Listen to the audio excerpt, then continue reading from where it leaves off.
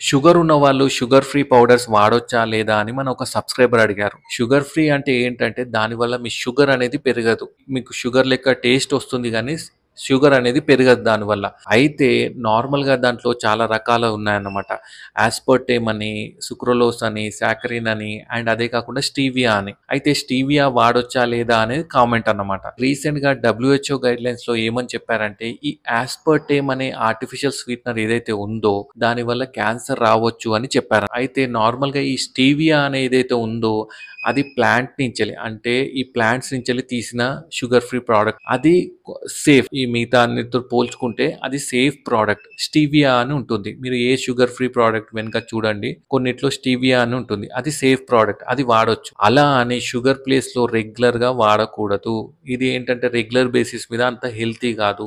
మీరు ఏంటి అప్పుడప్పుడు అకేషనల్‌గా వాడితే బెటర్ ఉంటుంది. అంతేగాని రెగ్యులర్ బేసిస్ మీద మాత్రం వాడడం అంత మంచిది కాదు. బట్ ఇదైతే సేఫే. Thank you.